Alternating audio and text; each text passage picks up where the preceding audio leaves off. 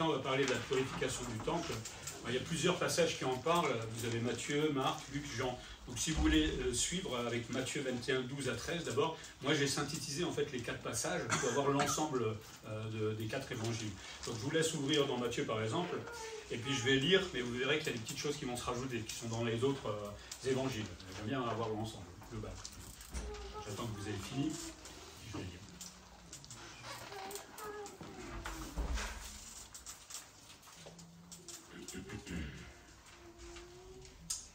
Alors voilà un peu la synthèse des 4 évangiles. La Pâque des Juifs était proche et Jésus monta à Jérusalem.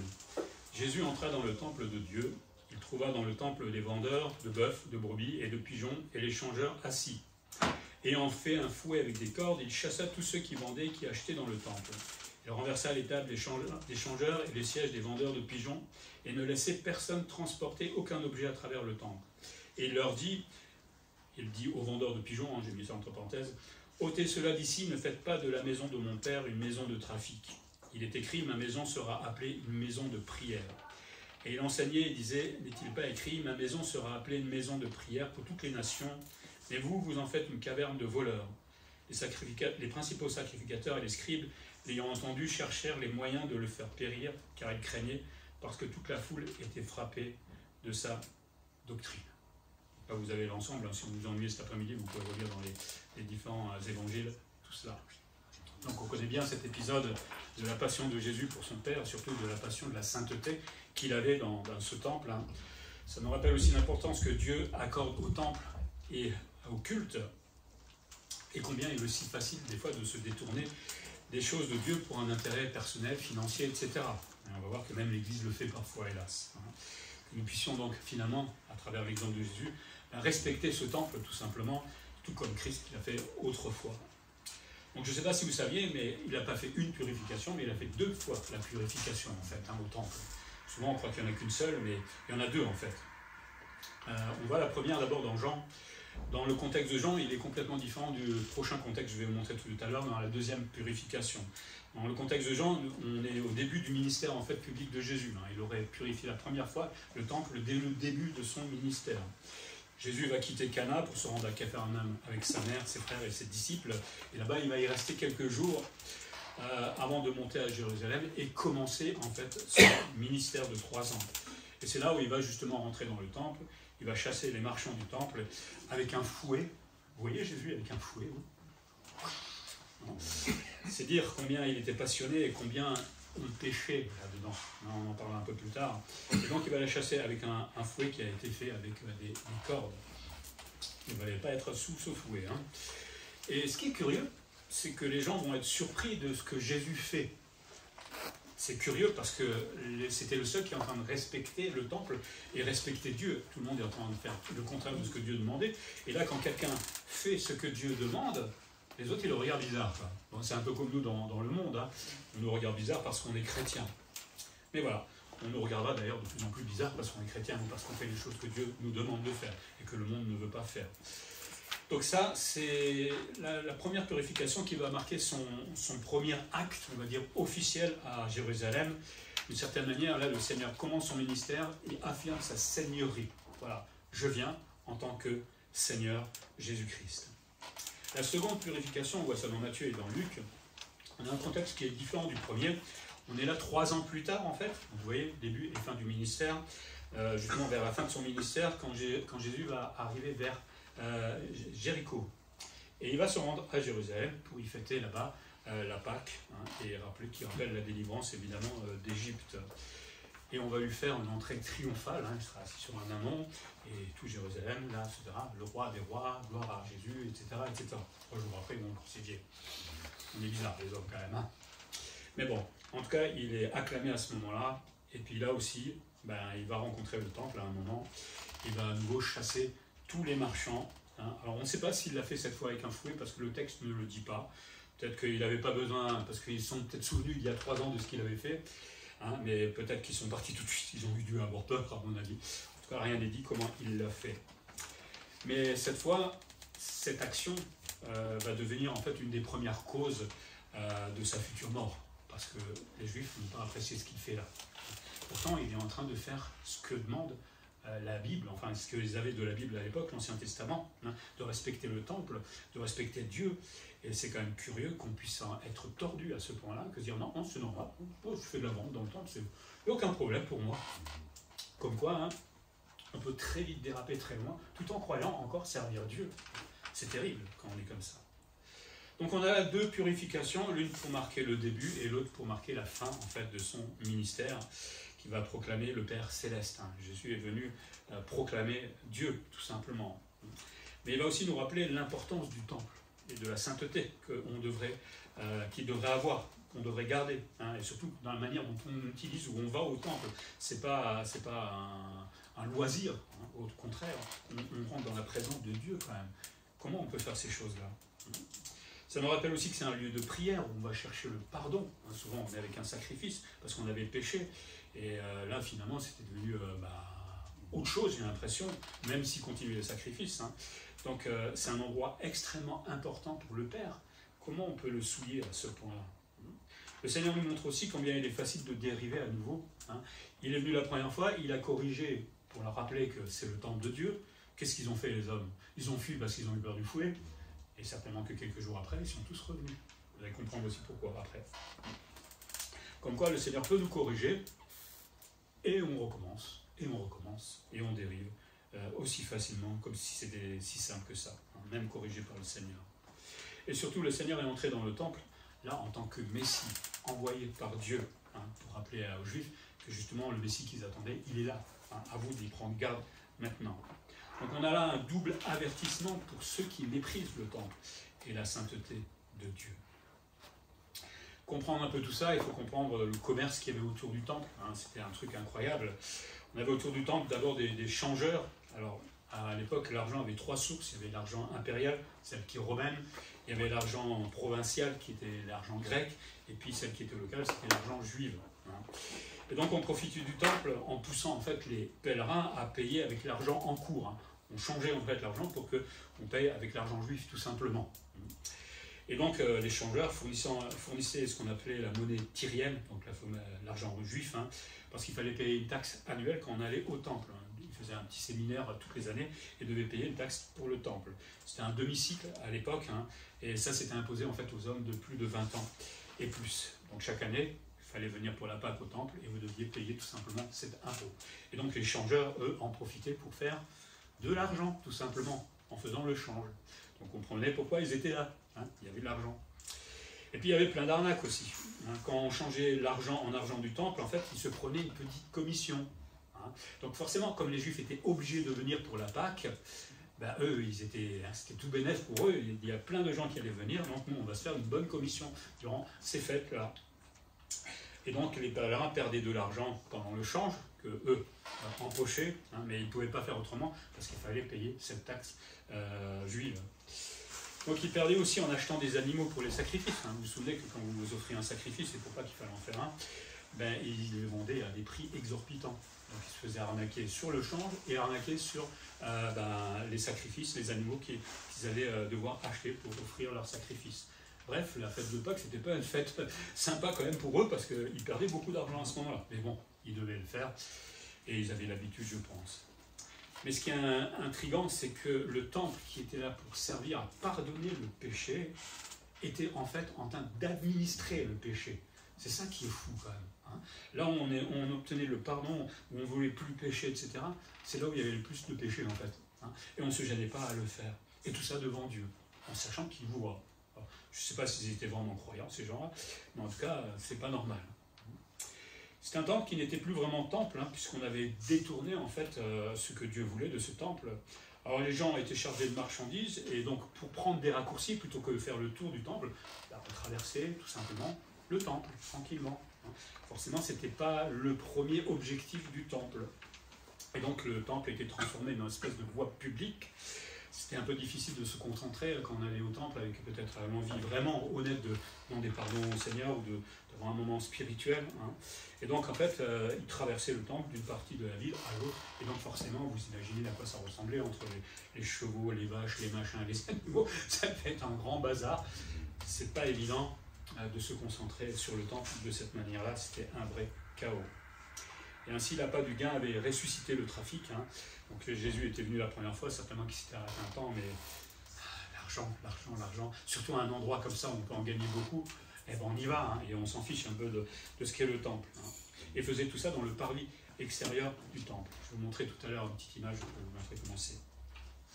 Donc on avait un marché, en fait, tout simplement dans le temple. Hein. On pense que c'est le souverain sacrificateur, Caïphe, hein, qui aurait autorisé ce marché. C'est lui le premier représentant devant Dieu. Hein. C'est incroyable quand même qu'il arrive à ce point-là. Alors, il y en a qui pensent que c'était une récente innovation économique, peut-être qu'ils avaient besoin d'argent et ils se sont dit on va faire ça, je ne sais pas. On y vendait là des articles rituels purs pour le sacrifice, le vin, l'huile, le sel, les animaux, la volaille. Chaque sacrifice méritait un animal, hein, je ne sais pas si vous vous souvenez, Lévitique, si vous avez l'occasion de le lire, et Deutéronome aussi, vous verrez qu'il y a un sacrifice, on doit faire ci, ça et ça. Je m'étais amusé à faire un tableau, c'est hyper compliqué de s'en sortir là-dedans. Hein. Je ne sais pas comment les sacrificateurs pouvaient se souvenir que ça et ça et ça devaient mériter tel animal, parce que c'est extrêmement compliqué. Hein. J'ai mis du temps. Donc je ne sais pas comment ils faisaient, ils avaient peut-être une bonne mémoire à l'époque, mais ils n'avaient pas d'ordinateur. Donc cette pratique des marchands était l'une des principales sources aussi peut-être de revenus de la ville. Donc vous comprenez pourquoi on ne pouvait pas lâcher ça. Il y a toujours d'autres solutions, hein, on est bien d'accord. Et surtout si on demande à Dieu de nous aider dans ce sens-là, je suis sûr que Dieu se fera un plaisir de nous aider. Mais cette corruption, ce vol, servait là au sacrifice, hein, à demander pardon pour ses péchés. On corrompait toutes ces choses et au bout on demandait pardon pour nos péchés alors qu'on était en train de pécher. C'est quand même triste, hein, quelque part. Ce qui devait être un lieu saint de prière était devenu finalement un lieu de transaction et de péché. Voilà, qu'est-ce qu'on peut faire avec le temple de Dieu quand on n'écoute plus la voix de Dieu. Et le Seigneur, évidemment, va condamner ces choses, évidemment. Hein. On peut visiter un petit peu le temple. Je peux te laisser mettre le PowerPoint. Il est déjà dans mon poil dessus, il y a juste à le mettre. Voilà. Donc vous avez ici, en fait, le parvis extérieur du temple, et c'est là où il y avait tous les marchands, d'accord. Et on traversait à droite et à gauche, tout simplement. Vous imaginez le marché, mais là-dessus, quoi, en fait, tout simplement, à l'intérieur. Hein. Donc ça ne devait pas être joli. Hein. Et là, il y avait le temple où le souverain sacrificateur rentrait avec les sacrifices, etc. Ou les sacrificateurs aussi. Donc c'est cette grande enceinte ou le parvis des gentils, on appelait ça aussi, hein, qui se situait donc tout autour du temple. Il y avait quand même de la place, donc vous imaginez le nombre de marchands qu'on pouvait mettre là-dedans. Ça devait être effroyable. Hein. C'est pire que nous marcher à nous. Hein. Par contre, aucun païen ne pouvait aller plus loin que le mur. Qu'un mur, c'est en fait ce mur, je ne sais pas si on le voit bien, il y a un mur là en fait, qui interdisait tout simplement l'accès aux païens. Il n'y a que les juifs qui pouvaient aller au-delà de ça, autrement c'était la mort, tout simplement. Hein. Là on a un petit rappel justement qui était posé sur les côtés pour rappeler que justement, alors j'ai les textes ici, alors d'abord l'enceinte du temple est fermée aux adorateurs juifs, on rembobine la machine. L'enceinte du temple fermée aux adorateurs gentils, c'est-à-dire païens, l'accès aux cours intérieurs qui n'était ouvert qu'aux adorateurs juifs sanctifiés. Hein. On appelle ça le mur intérieur ou mitoyen. Selon la Mishnah, c'est juif, hein, cette clôture de 1,3 m portait le nom de Soreg, je ne sais pas si vous avez déjà entendu. Sur le haut du mur était inscrit l'avertissement en grec et en latin, défense, hein, donc c'est ce qu'on peut lire ici, défense à tout étranger de franchir la barrière et de pénétrer dans l'enceinte du sanctuaire. Quiconque aura été pris sera lui-même responsable de la mort qui va s'ensuivre. Il y a une autre formulation, que personne d'une autre nation ne passe outre le clôture et la barrière autour du lieu saint. Quiconque est attrapé sur le fait sera lui-même responsable de la mort qui s'ensuivra. Donc, c'est clair, hein, vous n'avez pas à passer ce mur si vous êtes païen ou si vous êtes un juif non sanctifié à ce moment-là. Donc, je ne pense pas qu'il y avait grand monde qui allait passer. Je te laisse remettre sur le panneau. Donc, aucun païen ne pouvait aller plus loin que ce mur. On parle là de ce mur de séparation peut-être. Alors tout le monde n'est pas forcément d'accord. C'est dans Éphésiens 2,14. On parle du mur de séparation. Je ne sais pas si vous vous souvenez. Paul qui en parle. Certains pensent que c'était justement ce mur. D'autres ne sont pas tout à fait d'accord. Bon, on se battra sur la terre et puis on demandera au Seigneur là-haut. Hein, mais dans tous les cas, il y avait un mur qui nous séparait de toute façon, enfin les Juifs surtout, de Jésus-Christ. Donc c'est là où on achetait, vendait les animaux, qu'on faisait son marché. Et c'est là que les pèlerins venaient tout simplement pour acheter leurs sacrifices. Et donc Jésus va réagir, hein. Il ne va pas passer outre, parce que le temple n'était absolument pas respecté. Et pour lui, qui vient du Père, qui connaît le Père, mais c'est quelque chose d'effroyable. Hein. Ça devrait être comme ça pour nous aussi. Ça devrait nous rendre malades quand on ne fait pas les choses comme Dieu nous le demande. Hein. C'est un lieu d'adoration, c'était un lieu normalement de prière, qui était là perturbé par le commerce, par les allants et venants. Il n'y avait plus rien de spirituel qui se faisait là. Hein. Et même, je pense qu'ils venaient avec leur sacrifice. Tiens, j'ai fait mon sacrifice, pardon Seigneur, et je me casse, entre guillemets, excusez-moi l'expression. Mais voilà, il n'y avait plus rien d'honnête et d'authentique là-dedans. Et donc forcément, le Seigneur va s'insurger 2 fois contre tous ceux qui tirent un profit malhonnête des activités qui étaient sacrées à la base. Hein. Évidemment, il fallait acheter des animaux, ça se faisait. Hein. Certainement pas autant que ça, mais pas avec les arnaques qu'il y avait, et peut-être pas forcément dans le parvis, on aurait pu très bien le faire à l'extérieur. Compliqué quoi. Il y avait un avertissement dans Malachie 3, 1 à 3, il dit « Voici j'enverrai mon messager, il préparera le chemin devant moi, et soudain entrera dans son temple le Seigneur que vous cherchez. » Le Messie, hein, et le messager de l'alliance que vous désirez. Voici, il vient, dit l'Éternel des armées, qui pourra soutenir le jour de sa venue, qui restera debout quand il paraîtra, car il sera comme le feu du fondeur, comme la potasse des foulons, il s'assiera, fondra et purifiera l'argent, il purifiera les fils du Lévi, et les épurera comme on épure l'or et l'argent, et présenteront à l'Éternel des offrandes avec justice. Alors je pense qu'il y a plusieurs époque là-dedans. D'abord, on peut penser à ce moment où Jésus est entré dans le temple pour purifier le temple, mais je pense aussi quand il reviendra pendant le millénium, quand il y aura ce 4e temple qui sera dressé. Donc le Seigneur s'indigne, et là il y a plusieurs combinaisons d'Ésaïe, de Jérémie dans les textes qui sont dits, dans les évangiles, hein, et donc il condamne tout simplement la profanation, condamne l'esprit de lucre, le monopole des marchands. C'est pas bien ce que vous faites. Hein. Il va évoquer aussi Ésaïe 56,7 qui rappelle aux marchands que le temple est une maison de prière. On est là pour prier, pour adorer le Seigneur, pas pour vendre. Hein. Eux, on avait fait une caverne de voleurs. Il va loin quand même le Seigneur quand il dit les choses. Hein. Une caverne de voleurs. C'est-à-dire tout ce qui est contraire à la sainteté.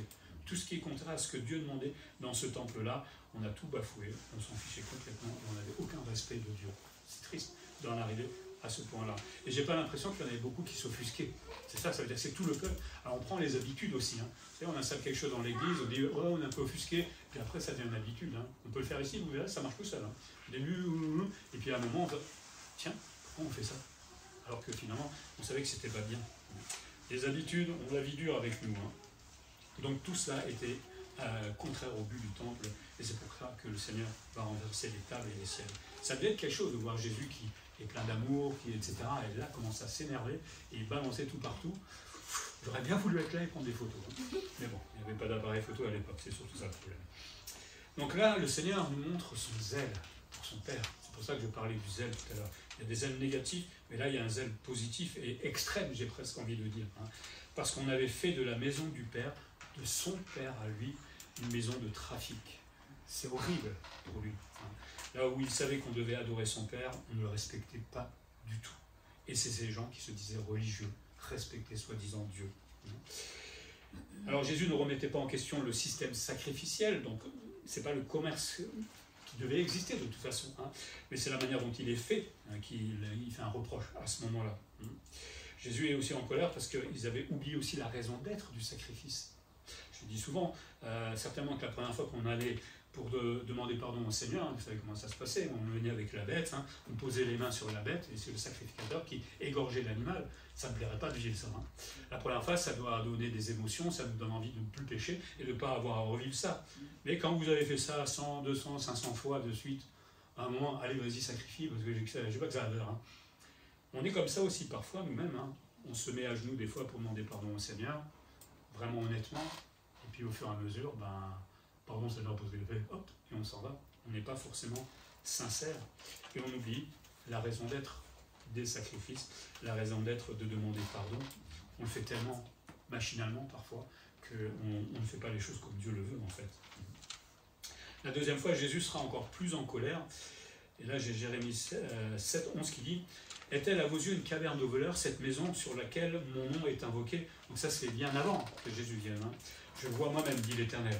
Donc c'était une habitude depuis des siècles en fait. Et dans Matthieu 11, hein, toutes choses m'ont été données par mon Père, et personne ne connaît le Fils si ce n'est le Père, Personne non plus ne connaît le Père, si ce n'est le Fils et celui à qui le Fils veut le révéler. Et on l'a dit, Jésus était venu pour révéler le Père à tous ces Juifs, justement. Et là, il allait révéler aussi que ce temple devait rester saint, tout simplement. Et que c'était quelque chose d'extrêmement important. Non. Mais là, ils avaient fait une caverne de voleurs, malgré déjà le premier avertissement.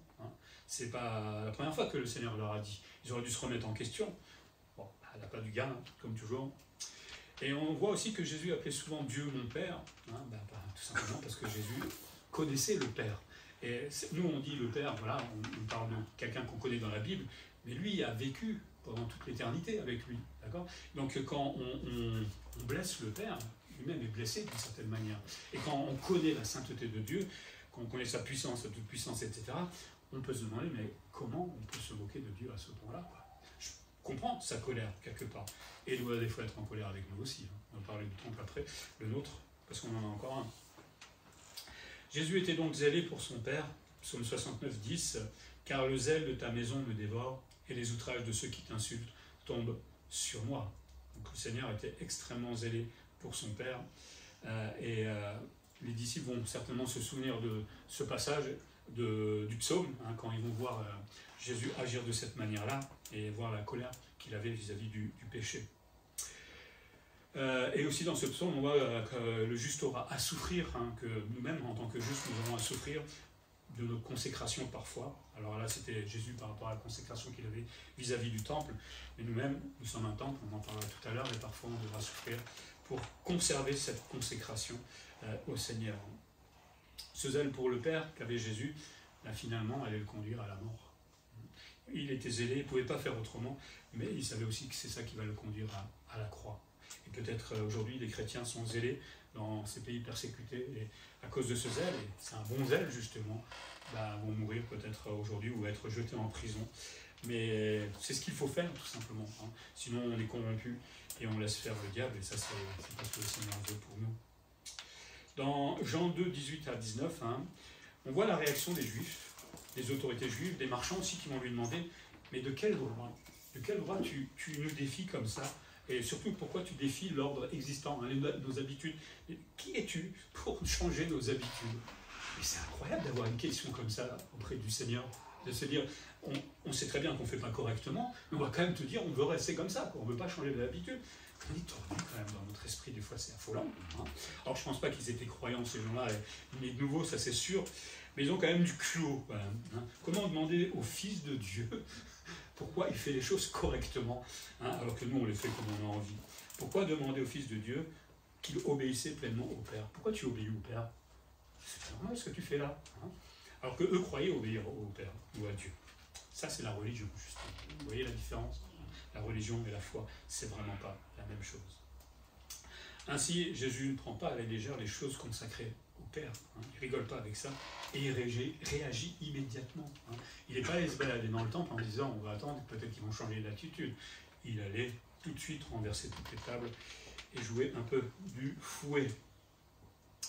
Il y a deux leçons pour nous à notre époque aussi de tout cela, parce que le temple n'est plus là aujourd'hui. Alors il y a bientôt certainement un troisième temple qui va venir pour la tribulation. Tout est prêt déjà pour cela. C'est juste qu'il y a une mosquée qui gêne en ce moment là-bas, tout simplement. Mais tout est prêt en tout cas pour ce troisième temple. Et ça c'est prophétique aussi. Donc la Bible dit vrai, c'est ça qui est formidable. Ce troisième temple a été prophétisé il y a bien longtemps. Mais nous on peut tirer des leçons de tout cela. Dans notre vie d'église par exemple. Et là je ne parle pas ici, je parle globalement de l'église. Il faudrait vraiment des fois s'interroger sur beaucoup de choses. Les stands, les festivités, tout ce qu'on combine tout simplement pour faire de l'argent. C'est incroyable, tout ce qui existe. Alors vous ne connaissez pas beaucoup d'églises peut-être, mais quand vous allez sur Internet, quand vous allez dans d'autres églises, on voit des fois tout ce qu'on met en place pour faire des millions, tout simplement. On va vendre beaucoup de livres, on va faire, etc. C'est pas qu'il ne faut pas vendre des livres, on est bien d'accord. Mais quand c'est juste pour faire de l'argent, alors là, il y a un grand problème. Il y en a qui font des fêtes, enfin bref. Ou alors, par exemple, de ces prédicateurs qui sourtirent l'argent aux chrétiens, avec des promesses derrière, vous serez guéris, ou je ne sais pas, mais toujours avec des mensonges finalement. Comment est-ce qu'on peut laisser faire ça dans une église? Le premier que je vois qui fait ça dans cette église, il aura affaire à moi. Tout de suite, ça c'est clair. C'est hors de question qu'on puisse le faire, déjà dans nos statuts, on n'a pas à le faire, mais il y a beaucoup d'églises qui le font. Allez sur Internet, les grandes églises sur Paris, là, les méga churches, c'est ce qu'ils font. Hein. Le pasteur, il demande de l'argent. Hein. Il demande de l'argent, et si vous ne le faites pas, vous allez voir, Dieu ne va pas vous bénir. Hein. Voilà. Et lui, il n'en donne pas. C'est ça qui m'empire. Ouais, je ne pouvais pas donner parce que c'était pour les frais de l'église. J'avais entendu un message comme ça une fois. Je ne peux pas donner, je suis pauvre, avec tout l'argent que tu as. Arrête donc. Ou alors, comment on peut affirmer ça, enfin, comment on peut dire un pasteur millionnaire? Il y en a, hein. Il y en a plein. Il y a eu une fois un reportage, justement, je ne sais plus qui avait fait ça, j'ai vu ça sur YouTube, des pasteurs millionnaires. Et ils sont connus. Hein. Il y a une dame qui est très connue aussi, là, qui prêche souvent. Et qui vont profiter, en fait, du christianisme pour voler la gloire à Dieu. Si moi, un jour, j'ai 1 million d'euros, je ne le garderai pas pour moi. Hein. Si c'est l'Église qui le génère, je veux dire, on va le garder sur le compte, hein. On va envoyer des missionnaires, on va s'acheter le bâtiment. Ouais, ça serait bien. Ça, déjà, ça c'est la première chose. Hein. Mais on va essayer d'investir ça pour le Seigneur. C'est pas normal que je sois millionnaire en tant que pasteur. C'est incroyable. Moi, j'aurais honte. Franchement, j'aurais honte de cela. Après, il faut évidemment vivre. On ne va pas être pauvre pour être pauvre, pour le plaisir. Et si le Seigneur nous bénit, il n'y a pas de problème. On va investir. Et je suis sûr que les missionnaires seraient bien contents. Un crime là-bas, on pourrait lui envoyer des centaines d'euros et il serait content pour aller plus vite, travailler aux Comores, etc. Mais c'est un paradoxe pour moi, ça. On a besoin du même zèle que Jésus-Christ. Et le problème, c'est qu'il n'y est plus dans l'Église d'aujourd'hui. Hein. Parce que s'ils existent, c'est-à-dire que les chrétiens n'ont plus de zèle. Et il ne faut pas ce que le Seigneur demande. Hein. Et on n'est pas prêt à renverser toutes ces pratiques parce qu'au fond, ils se sont fait arnaquer. Ah, mais si je donne, je vais être guéri, et comme j'ai besoin d'être guéri, donc ça me touche moi. Hein. Ou alors je vais peut-être devenir plus riche parce que je donne. Donc forcément, il y a un appât aussi du gain. C'est plus le temple, hein, mais c'est devenu un peu différent. Donc l'homme est toujours pareil. Même le chrétien, aujourd'hui, il est aveugle devant beaucoup de choses et de pratiques. Hein. Souvenons-nous qu'un Corinthiens 3,16 nous dit que l'Église est le temple de Dieu. Il n'y a pas un temple dur aujourd'hui. Nous sommes le temple de Dieu. Et donc, il doit être traité avec respect et avec sainteté, comme Jésus l'avait demandé à l'époque. Ça, c'est la première leçon, pour l'Église, on va dire, générale. Après, dans notre vie personnelle, 1 Corinthiens 6, 19, si ça veut bien fonctionner, ça ne veut pas, nous rappelle aussi que nous sommes nous-mêmes le temple. Hein. Ne savez-vous pas que votre corps est le temple du Saint-Esprit qui est en vous, que vous avez reçu de Dieu, et que vous ne vous appartenez point à vous-même? Il y a le temple, l'Église, et puis moi-même, en tant qu'individu, je suis le temple du Saint-Esprit. Et il faut en prendre soin. Hein. Car tout ce que je vois, tout ce que j'entends, tout ce que je regarde, tout ce que je fais, tout cela c'est confronté à la sainteté de mon temple, tout simplement, et surtout du Saint-Esprit que le Seigneur a mis en nous. Alors, évidemment, le Seigneur ne nous ment pas, peut-être pas comme ça qu'il faudrait le dire. Il sait très bien qu'il y a un combat entre la chair et l'esprit. On le voit dans les épîtres, et que ce combat, on l'aura toute notre vie. Mais maintenant, à un moment, il faudrait que la chair disparaisse de plus en plus pour que le Saint-Esprit puisse prendre plus possession de notre vie, j'ai envie de le dire. Mais nous sommes un temple. Et peut-être que tout à l'heure, on s'est offusqué de ce que faisaient les gens dans le temple, mais on fait pareil des fois.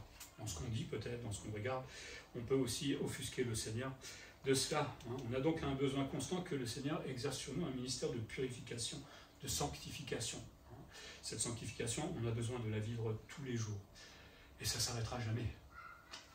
Heureusement, je ne sais pas, mais on commence déjà compliqué parce que quand on est né de nouveau, généralement on a beaucoup de mauvaises habitudes qu'il va falloir au fur et à mesure enlever. Et au fur et à mesure qu'on grandit, on pense peut-être qu'on devient de plus en plus saint, entre guillemets, mais on se rend compte qu'on a de plus en plus de choses à enlever de notre vie. Et plus on grandit, et plus on se rend compte qu'il y a un sacré bazar quand même dans notre vie. Et des choses à changer. Et surtout, ne vous dites pas un jour, ça y est, c'est réglé. J'ai fini la sanctification. Je vous parle d'un domaine seulement, hein, par exemple. C'est pas parce qu'un jour on ne s'est pas mis en colère que dans 3 mois vous n'allez pas vous mettre en colère face à quelque chose d'encore plus grave. Hein. Donc, ne soyons pas sûrs de nous, enfin on maîtrise certaines choses hein, et qu'on laisse faire le Seigneur dans notre vie. Le diable il est rusé. Hein. Surtout si on se dit au fond de nous, oh, j'ai réussi, ça y est, je maîtrise. Hein. Le diable il l'entend. Hein. Ne mettons pas en colère le Seigneur aussi au point où il doit parfois renverser nos vies impures. Je pense que c'est quand on va vraiment trop loin, parce qu'on a tous encore une vie impure, puisque nous péchons encore, mais quand on tombe vraiment dans le péché et qu'on s'y complaît, à la manière de ces juifs à l'époque, c'est qu'il y a un problème. Et là, le Seigneur, il va intervenir aussi avec son fouet, entre guillemets. Il le fera différemment avec le Saint-Esprit, qui peut être un fouet aussi parfois, hein, et qui peut renverser nos vies d'un seul coup pour nous faire comprendre et réfléchir à ce que nous sommes en train de faire. Il peut le faire avec la maladie, hein, je le dis dans 1 Corinthiens 11, hein, quand on prend la scène par exemple à la légère. Le Seigneur peut réagir. Il a mis à mort Ananias et Saphira aussi, qui ont menti au Seigneur. Donc ne croyons pas que parce que Dieu est plein d'amour, gentil, mignon et tout ça, je ne sais pas comment on le voit des fois, qu'il ne va pas se mettre en colère si on dérape réellement. Cherchons plutôt à conserver la sainteté de notre temple. Ce n'est pas toujours simple, surtout dans ce monde, avec tout ce qu'on voit, tout ce qu'on entend, on est tout le temps entouré de toutes ces choses-là.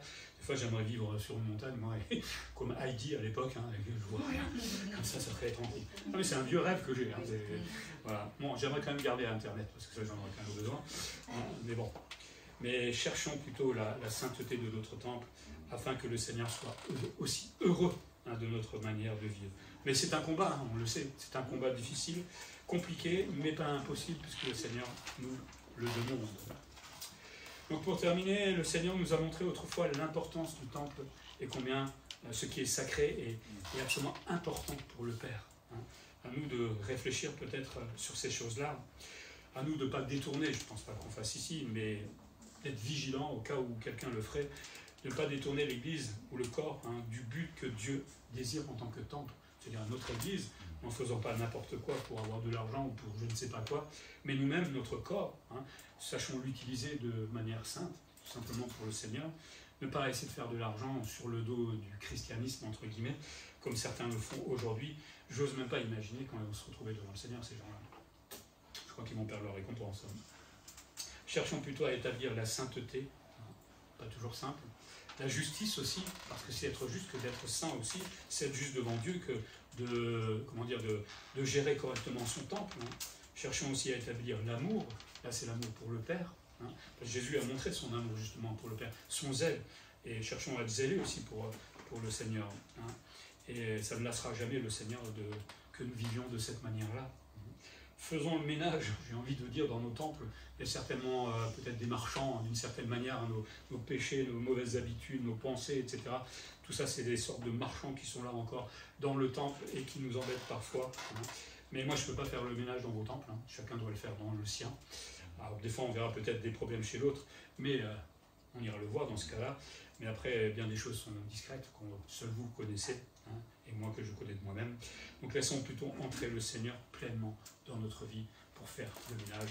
Et comme ça, le temple de Dieu sera magnifique et honorera tout simplement le Seigneur. On va prier.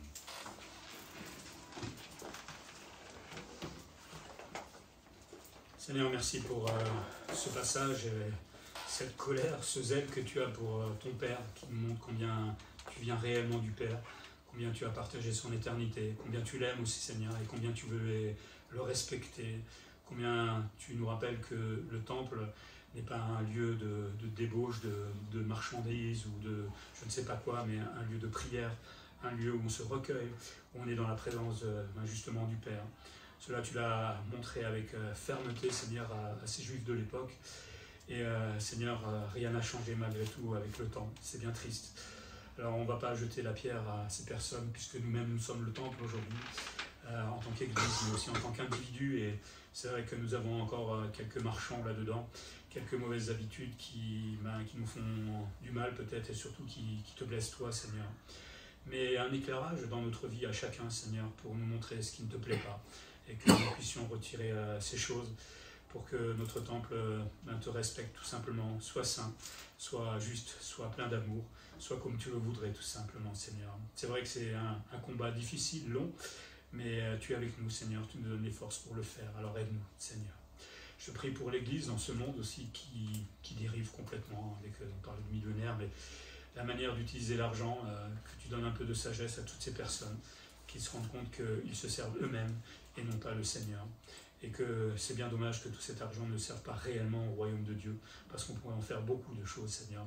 Mais c'est détourné et on te le vole tout simplement. Et c'est bien triste. Alors réveille l'Église, Seigneur, qui en a vraiment besoin dans ce monde. Que ton nom soit glorifié, Seigneur, et que ton temple soit aussi sanctifié. En Jésus-Christ. Amen. Amen.